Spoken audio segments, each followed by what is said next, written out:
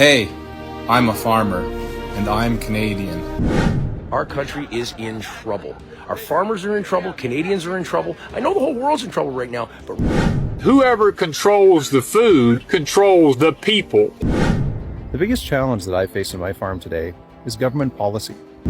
You clearly never made a dime farming, because if you did, you'd have known all this and you'd have understood that you can't frickin' feed your family. The last 8 years have been difficult and what I would call drought situation. Cattle farmer in Saskatchewan is tired of that high iron plugging up all the lines on his property. If you're a farmer, you're thinking finally, and if you're part of the auto sector, you're thinking this is a problem. Welcome back to Canadian Rant, where we talk about the real problems Canadians can't ignore. Canadian farmers are struggling to survive. Costs are exploding, margins are shrinking, and local farms are being pushed out, while imported food is filling our shelves.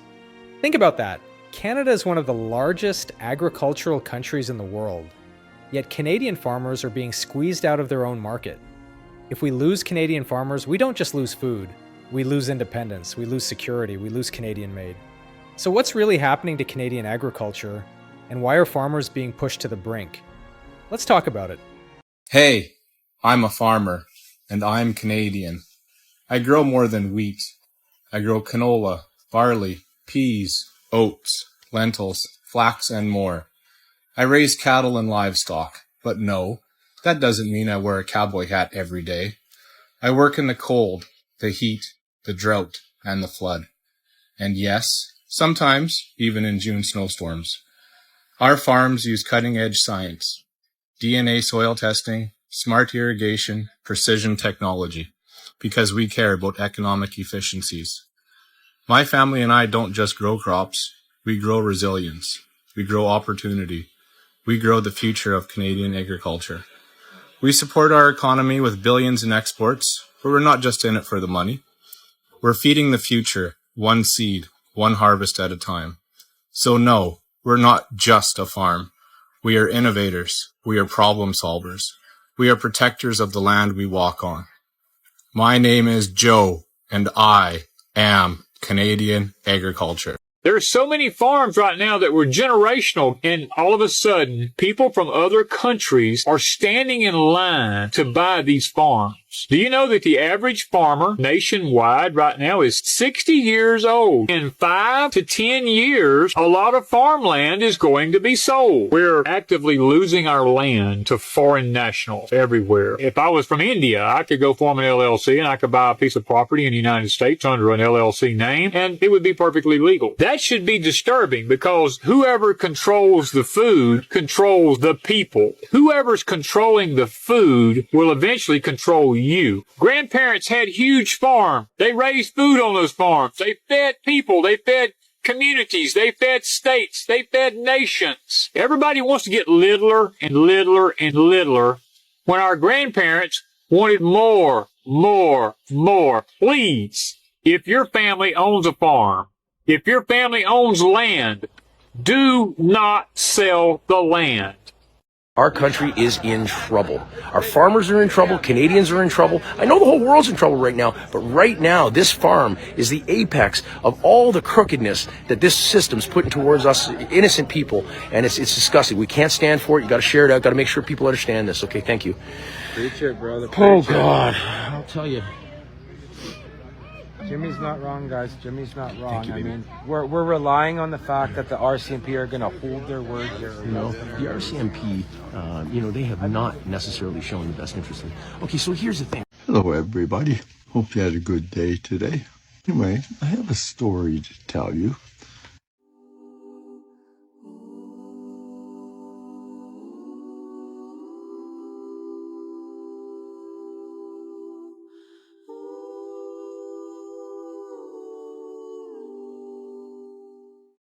What I know is that this is one of the biggest crimes in Canadian history. They come here, make a massacre of healthy animals. Not one of them was ever tested by CFIA. They are all healthy animals, all producing antibodies worth a lot of money, not in just cash, but for humanity.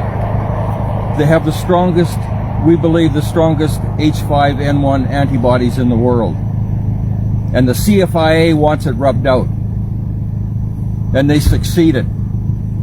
With the complicity of the goddamn RCMP, we thought they were honest and being non-involved, you know, just here for the peace. Bullshit. And I've had respect for the RCMP, but I certainly lost it in the last 2 days. They were complicit with this whole friggin' program. What happened last night? I was here, but it was chaos last night. What happened last night? I wish we know. They won't let us in there to see anything. We know that they had approximately 280 birds altogether in there. Again, we don't know for sure because they wouldn't let us get in for a count. They wouldn't let us do anything. They got no fly zone. We can't get drone pictures. You know, it's a friggin' massacre. You see those two black things up there? What are they, about 15 feet in the air, 20 feet in the air? That's where the shooters appear to have been. It looks like probably 4 shooters. And I think, Monty, what were you saying, how many rounds in total, roughly? The first volley was 158 rounds. But there were 4 volleys that totaled like 600, or I don't know. And when they're up there, it's illegal from an animal welfare point of view to shoot down on them like that. And they're shooting for a head. They got wounded birds down there. It would be a fucking massacre.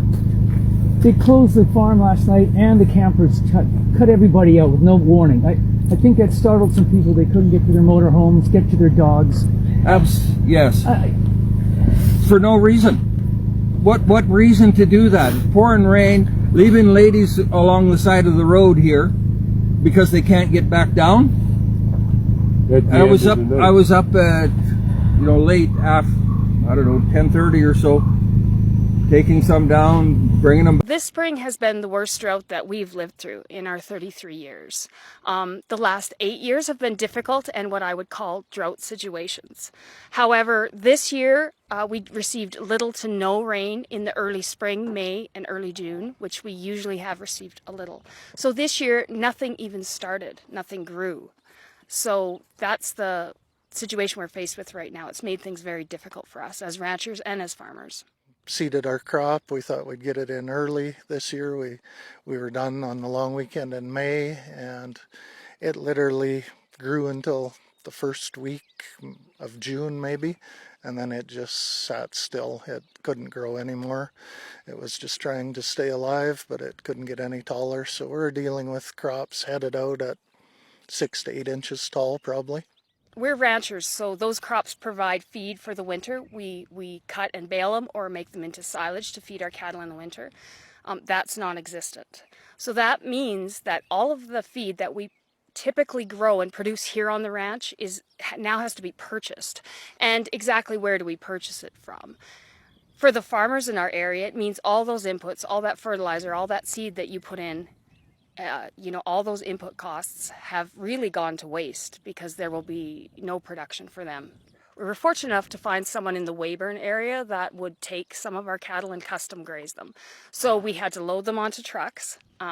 With that, we had to haul them 300 kilometers away. We risk them losing their pregnancies because they are bred females. So we risk that, but there was just no other option really. We've literally been trenching for some water, and we've been going like 10 feet deep, and you can't find a damp spot anywhere. So we're going to need a lot of late summer, fall rain to get us in a position for next year. If we don't get a lot of moisture this fall, I'm not sure we should plant a crop next spring.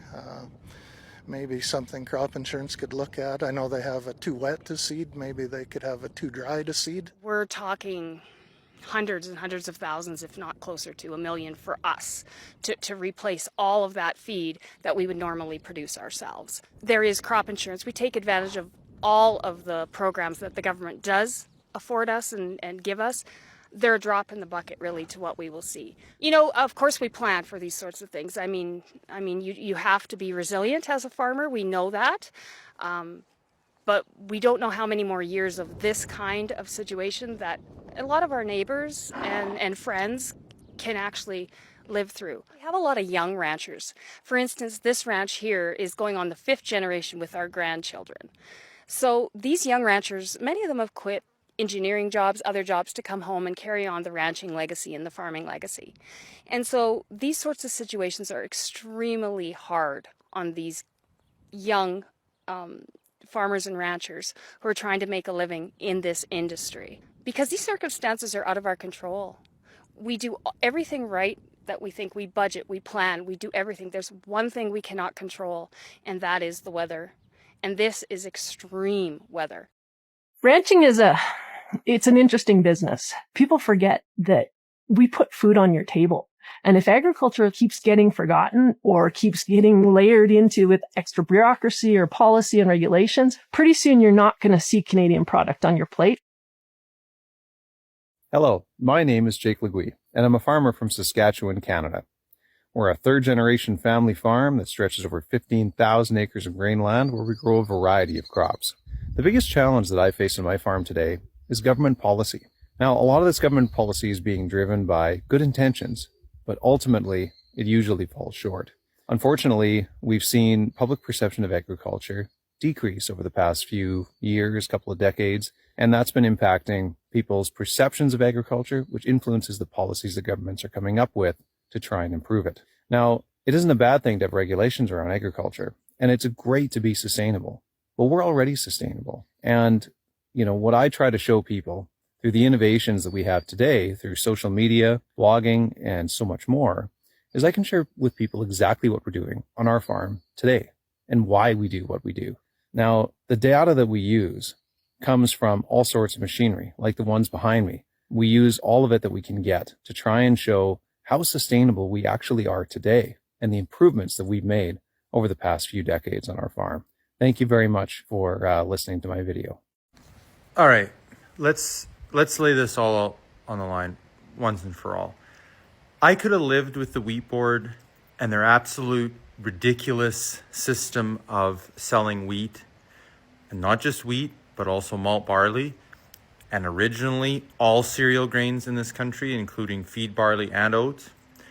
I could have lived with the fact that they just rubber stamped any trade deal, any selling deal that the merchants made, and then took credit for it, all the while sitting in the office in Winnipeg.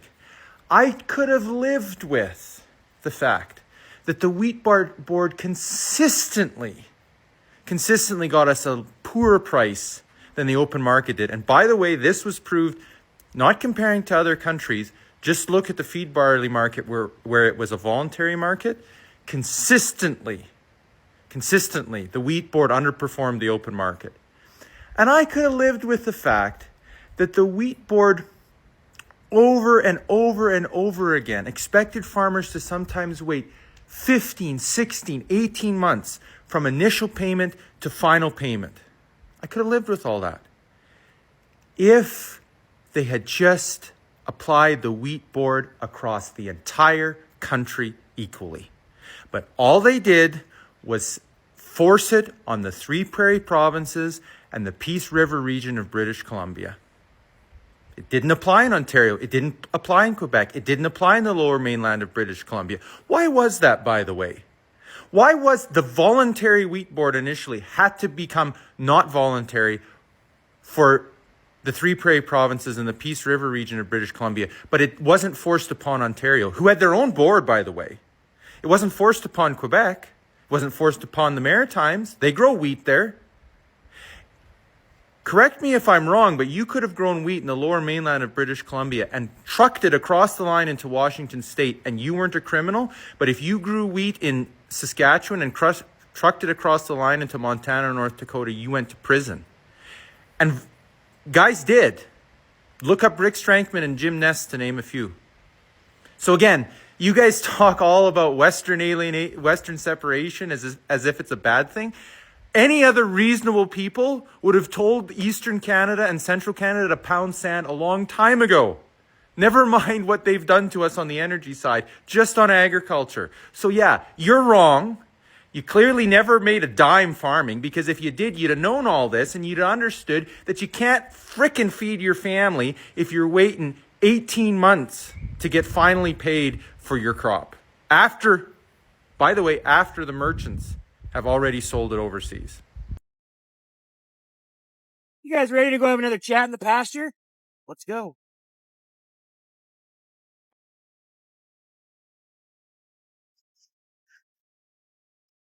I was at a food and beverage summit where I was speaking about our jerky business and distribution. And the night before we had a mixer, the speakers and different FCC staff and executives. I got on the subject, which I'm very passionate about, is farming and ranching. I love this life. I love everything about it. I love everything we do, but I also don't like where we're going as an industry. What's happening to Canadian agriculture, but also North American agriculture. And that is the consolidation of large farms and ranches into being bigger and bigger and bigger with less and less families on that land and in those towns and in those areas. People who are running satellite farms where they come in with their equipment and their crews and they harvest everything and they load everything up and leave. None of that money stays in those local towns and communities. None of that money helps build that rural town. We got talking about that and I got very passionate about it. One of the guys asked me, how do we change that? And the fact is, I don't think we can. 41-year-old, what I knew as farming and ranching, even in my 20s and 30s, is gone. It's a thing of the past. As we've seen farms and ranches get bigger, we're seeing towns die. We see that firsthand. We have to travel 3 to 3.5 hours for my son's football in rural Saskatchewan. Towns in rural Saskatchewan, across the prairies, across rural communities in North America are dying. And it's because of consolidation of farmland, foreign investment in businesses which are ran into the ground because they're just using it as a Ponzi scheme to bring in foreign workers. And I'm sorry, but that's the fact of the matter. And if we don't change something immediately, I don't know where we go from here. I wanted nothing more in my life to be a rancher, own this land and run cattle on it. But the sad fact of it is, there's no future here for my kids. There's not a life nearby for them in a rural town. The writing is on the wall for the town that we live in now, that a business opens and within a year that business closes because of lack of local support. It's because everything is being centralized. Our food system is centralized. All of our shopping and groceries and events and experiences are all centralized to large urban centers. In rural Canada, rural North America is dying. And it is an absolute shame to see it happen firsthand with no ability to stop it or save it. I don't know where we go from here. Something's got to change though, and soon. You know, I can't even believe that I have to write on this subject. Now, some countries are heading into an impending farming crisis, and boy, oh boy, Canada is participating. Now, reducing the use of fertilizers and cutting cattle herds back immensely, I mean, doesn't it just lack common sense? It'll further put a strain on our food supplies. Like, what the hell is wrong with our government? You know what? To get my thoughts on this, you'll have to read my column in Business in Calgary. You know what? I'll leave the link where you can find it. Take care. Cattle farmer in Saskatchewan is tired of that high iron plugging up all the lines on his property. Here we have a cattle farmer that has over 500 head of cattle, and he's got 10 parts iron in his water. He has a current water treatment system in there that isn't working. It's not removing the iron. He got a hold of us. We went out and did our free water test like we do for all our new customers. Tested his water to confirm he's got over 10 parts iron in the water. We recommended our inline chlorination system, which is going to involve 2 300-gallon tanks, which will chlorinate. We're going to settle out as much of the iron as possible in these tanks, and then we're going to put the water through two 14-inch backwash filters. So any remaining iron that's still in the water will then be removed by those filters, and then the water then from there will be sent out to the cattle. So now, once our system is installed, all the problems that the customer was having before with plumbing plugging up, all the lines out to the watering bowls plugging up due to the high iron will now be eliminated. Mark Carney just cut a deal with China. Canada will slash tariffs on Chinese EVs from 100% down to about 6.1% for a quota of up to 49,000 EVs a year and potentially up to 70,000. In return, China lowers tariffs on Canadian farm exports, including canola seed, down to 15% and eases some other AG duties. If you're a farmer, you're thinking finally, and if you're part of the auto sector, you're thinking this is a problem, and both reactions make sense. Let's talk about what this does to the North American auto ecosystem. Because Canada doesn't build cars in a vacuum, we're integrated with the US supply chain. The parts cross the border multiple times before a vehicle is finished. So when Canada becomes a friendlier landing pad for lower cost, heavily state-backed Chinese EVs, you create three problems. We have price pressure plus job risk in Canada and spillover pressure across the North American market. That's why Ontario's Premier Doug Ford blasted this as harmful to workers and warned it threatens our auto sector access to the US. Then we have US blowback risk. America has been moving the opposite direction, treating China-linked connected vehicle tech as a national security risk and restricting it. If Washington decides Canada is becoming a backdoor, the US can respond with tighter rules, inspections, or trade pressure. That's not maybe, that's how trade politics works. The quota becomes a foot in the door. Once dealers, supply chains, financing, and lobbying builds around these vehicles, the pressure to expand the quota grows, and fast. Now let's say the part no one wants to say out loud, and that is data privacy. Modern EVs are connected vehicles. They collect location, driving behavior, in-car sensor data, and can receive software updates. Canada's own finance department warned that connected vehicles containing technology from China pose significant risk to the privacy of Canadians, their data, and Canada's national security interests, including lack of transparency around data ownership. These vehicles are data platforms, and the legal and technical risk of Chinese state access is exactly why Canada and the US raised the alarm in the first place. In 2026, your car isn't just a car, it's a rolling computer, and computers come with owners, either you or the people who control the system behind it.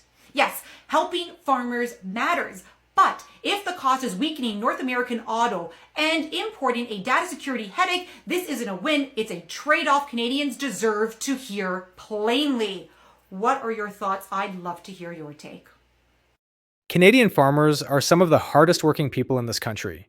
They wake up before sunrise, work in unpredictable weather, deal with rising fuel costs, equipment costs, fertilizer prices, labor shortages, moisture, and now, global competition that undercuts them. But while farmers struggle, grocery stores are filled with imported food. Cheaper imports, lower standards in some cases, and policies that make it easier to import than to support local producers. This isn't just an economic issue, this is a national security issue. If Canada can't feed itself, what happens when global supply chains break again? What happens when another crisis hits, borders close, or prices skyrocket? Food independence is power, and we're slowly giving it away. Local farms keep money in local communities. They support rural towns, truckers, suppliers, equipment dealers, and thousands of Canadian jobs. When farms disappear, entire communities collapse. And the most frustrating part? Farmers aren't asking for handouts. They're asking for a fair system that lets them compete, survive, and grow. Instead, they're buried under taxes, regulations, carbon costs, and rising interest rates, while imports flood the market. If we lose Canadian farmers, we lose Canadian-made food. We lose control over our food supply. And we lose a piece of what makes Canada Canada. So next time you're in a grocery store, look at where your food comes from. Ask yourself why it's easier to buy imported apples, beef, or vegetables than local ones. If you care about Canadian farmers, share this video. Comment your thoughts. Should Canada protect its farmers more? And subscribe to Canadian Rant for real conversations about Canada's future. Because a country that can't feed itself is not strong. And Canadian farmers deserve better.